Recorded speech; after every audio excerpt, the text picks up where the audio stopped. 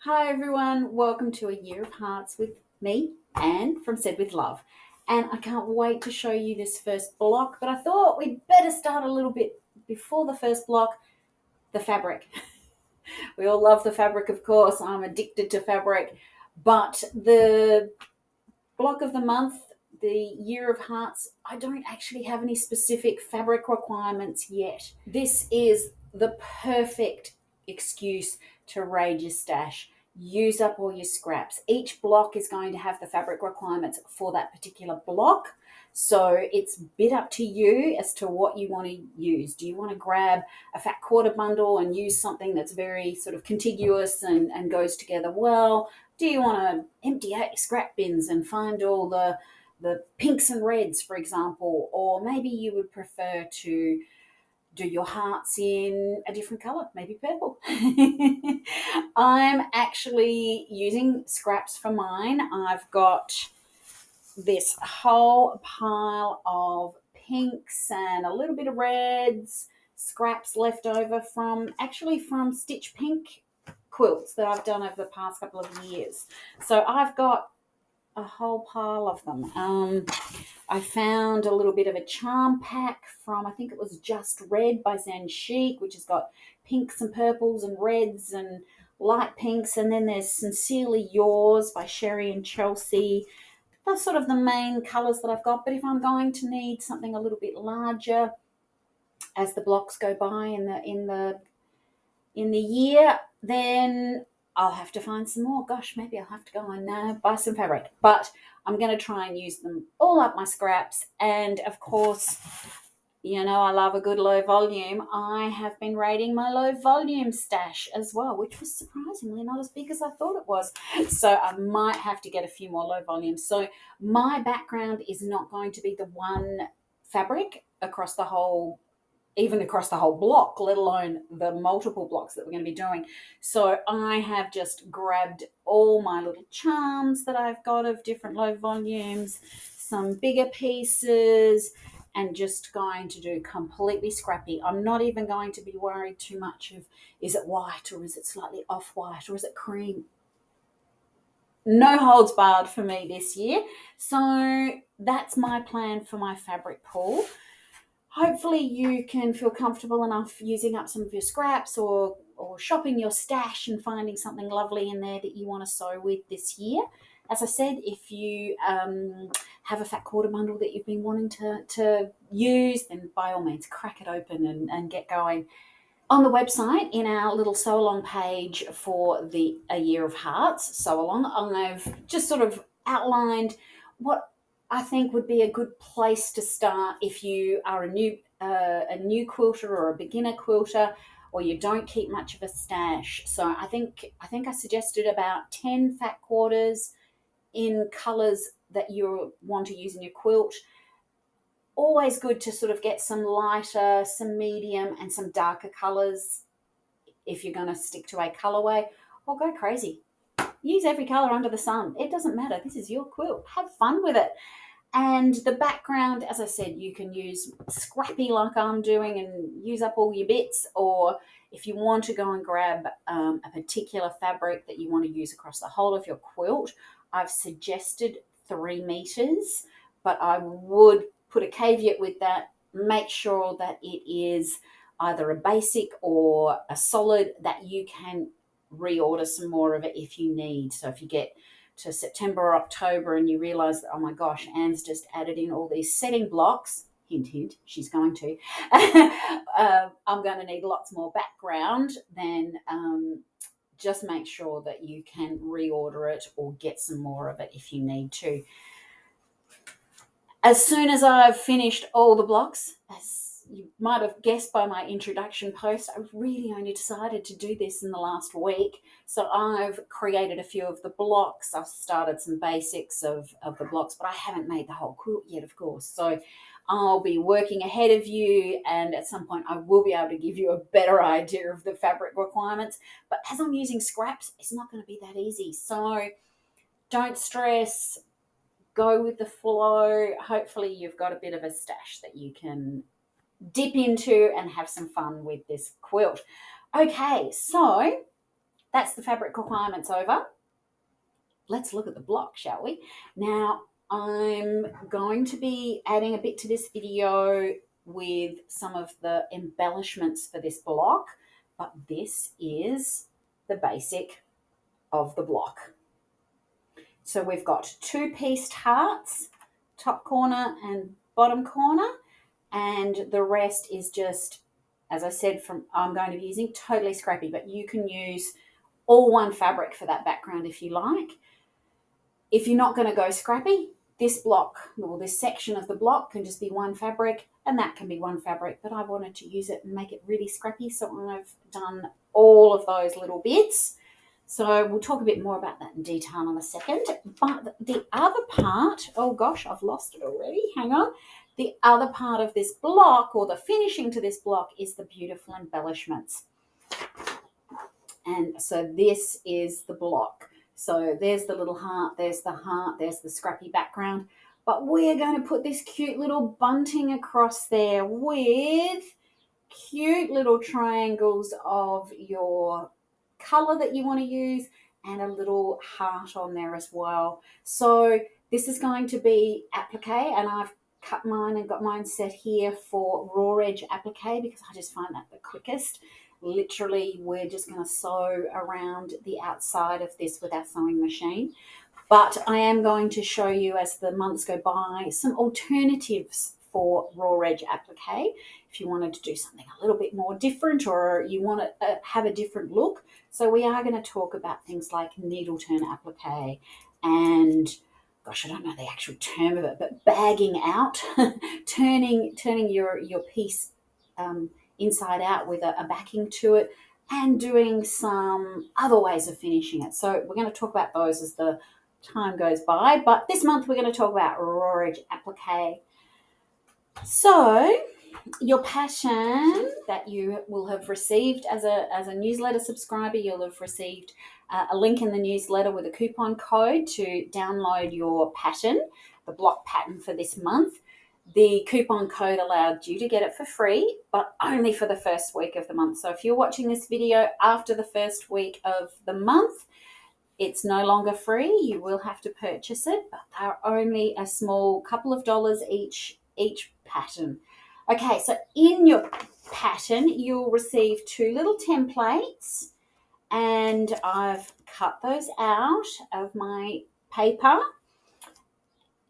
And with raw edge applique, I like to use a fusible web, and it has a paper side to it and then a sort of a knobbly kind of glue side to it. So the thing we need to do is actually trace our template onto this paper. So all I do is pop it underneath, and it's probably not very easy to see on the camera, but it's enough so that I can actually draw on the line. Now, my templates that I've included, I have included a solid line, and then there's sort of a lighter dotted line around the outside.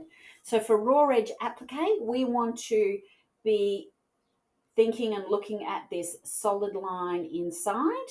When we get to things like needle turn and doing that bagging out method that I just quickly mentioned, we'll be talking about the little dotted line on the outside, because that's a seam allowance. That's a 1/4 inch seam allowance. But for our raw edge applique that we're doing today, all we need to worry about is that solid line.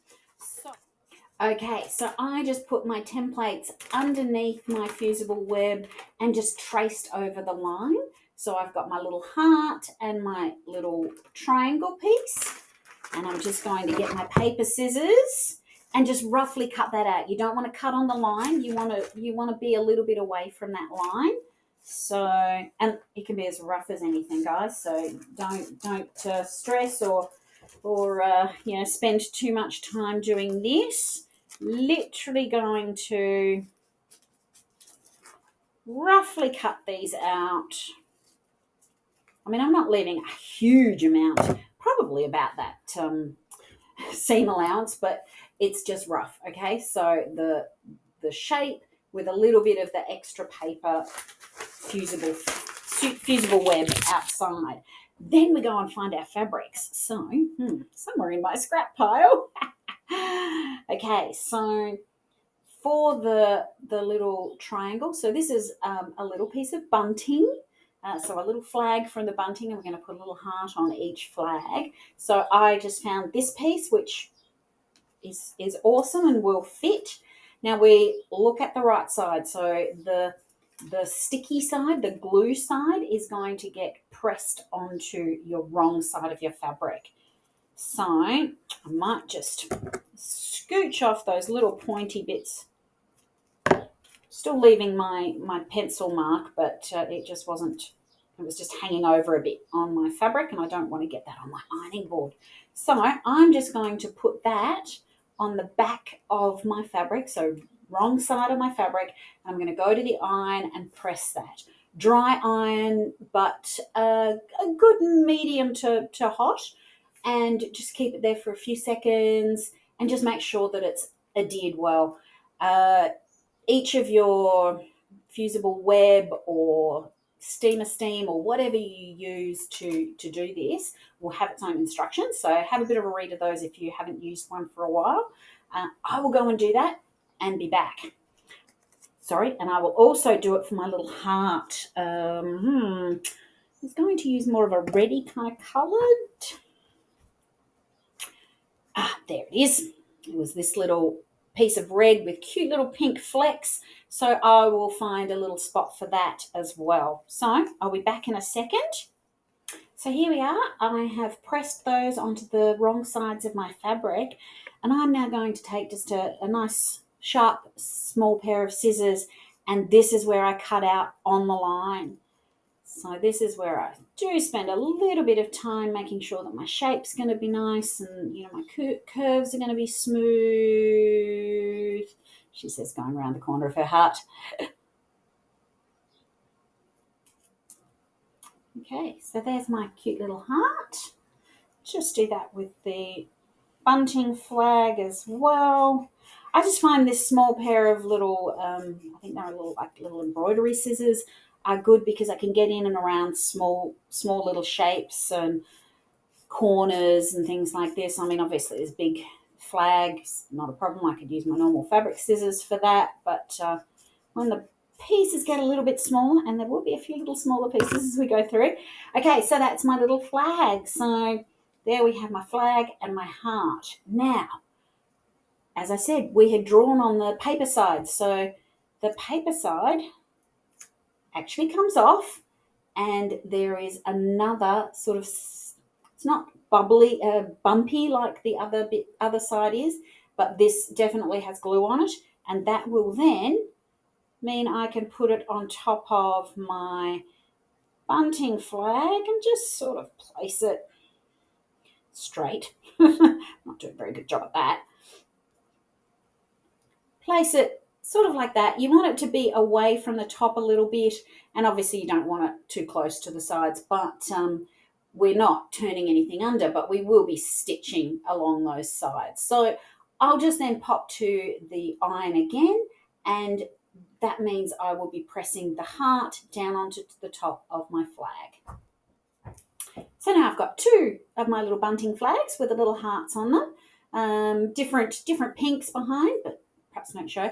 Now I've left the paper on here. The flag paper I did not remove, because obviously then when I went to my iron I would have ironed it to my wool pressing mat, which would have been a bit of a pain. So leave the paper on until we're ready to put it onto our block. So I've got two more of those to do, and then we need to be thinking about our actual bit that's holding our bunting up. Couple of options here. If you're really good at embroidery, you could just embroider that, but I'm actually going to make a small piece of bias binding and actually use that to cover the top of my little flags, and having a lovely little curve going across the block. Haven't quite decided what fabric I want to use for that, so I'm going to go and finish the rest of my little flags, my pink flags, put them on my block, and perhaps decide whether I'm going to perhaps go with purple for my bunting, my bias binding for my bunting, or whether I perhaps want to stick with more of a pink kind of colour. So who knows? You know what my heart's going for, don't you? So I'll be back in a second once I've finished making my little flags. So here's my block with my 4 little pennant flags or bunting flags with my little hearts on top of them. Looking cute.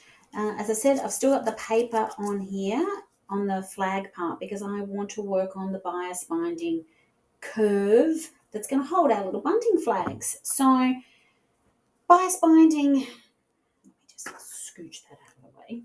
So fabric has a warp and a weft, so weave that goes like that.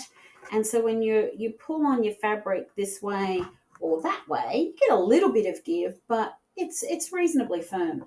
But if you pull on the bias or on the diagonal, you get heaps and heaps of stretch. So when you're wanting to do something curvy like this, it is best to actually cut your fabric. The pattern show tells you, explains what you have to cut in a diagonal across your fabric. However, having said that to you, I didn't have enough fabric to be able to do that. So I have just cut a straight piece on the grain, and it will curve a little bit. It may not sit as neatly and as flatly, but I'm going to sew it down, so that's fine. Now, you can make your bias binding by going to your, let me just put something so you can see this. I've done it in white. So you take your strip, you fold it in half, so you have a little fold mark, and then you fold the edges into that fold mark. It can be done without any sort of notion or tool. You might get your fingers a little bit warm by doing it with the iron, but there are cool little tools like this bias binding maker that you can grab. You stuff your fabric in one end, and then as you pull it, it does this folding all for you, and you just have your iron, the nose of your iron just here to flatten it out.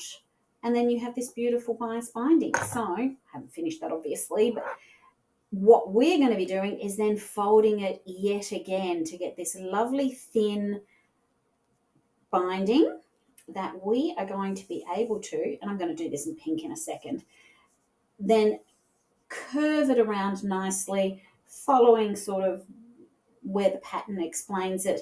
But because it's bias binding, we can actually pop our cute little bunting in there, and it's that edge is then covered, and it's going to be nice and secure. We're obviously then going to come along and sew the edge of our little flags down as well, and our bunting. But the first thing I need to do is go and make my little bias binding with my little bias maker and my cute little pink fabric. So I've made my cute little pink bias binding, and I felt that matched sort of my little pink bunting flags a bit better. And as I said, it's not actually bias binding, it was more on the straight, so you can see it doesn't quite sort of do a soft curve, but I'm going to try and encourage that, shall we say. So I've just sort of marked it out, and what I might do is actually take this gently to my sewing machine, and I'm going to sew along my bias binding in a matching thread, just so that that's going to be nice down, and done down. I might do two stitching seams, one quite close to this edge and one quite close to that edge. That will get it down nicely onto my block, and then I can start doing my raw edge applique. I do that on the machine, and all I do is get sort of a thread that's going to match that pink and do a zigzag stitch all the way around the outside. Before I do the zigzag stitch though, I've taken the paper off the back of my little flags, and I will just press this down so that the little flags are pressed down after I've done my little seam. So I'm going to go and do this seam first and show you what it looks like. Okay, so I did actually press my bunting flags down before I did the sewing. I was just finding that it was just starting to move a little bit too much, so I thought that was going to be safer, getting my flags in the right spot, and then I sewed the two sides of my binding strip around it. Looks really cute, and I don't know if you can see just really closely, I have just zigzagged around one of the edges of the flags, and that's then that flag finished. I've just got a few threads to trim. So all of the raw edges are now encased on the flag. I need to come, when I change my thread, I'll change it to a red, and I'll do the same around the heart as well. Now, if this quilt's not ever going to actually be used, it's going to be just decorative and hanging on a wall or something like that, you can leave your raw edge appliques just raw like this. But if it's ever going to go through a wash or get stuff spilt on it, need to be spot washed or thrown in the dryer or whatever, you need to encase those raw edges. Otherwise, it'll just fray and start to look awful over time. So that's my next thing. I'm going to be finishing off all around my flags with the pink thread. Then I'm going to change to a red thread and do the same around the hearts. And then trim off my little bits of binding off the edges. And that is my block finished. One thing I didn't mention, I've used very, very pale pinks. In fact, I really wanted to even use a paler pink than this, because I didn't want these hearts to be the main part of the block. I wanted the bunting to be the main part, but I must say I do love this little pale pink heart in the background. I hope you love the first block for a year of hearts, and you'll join me for the rest of the year's blocks.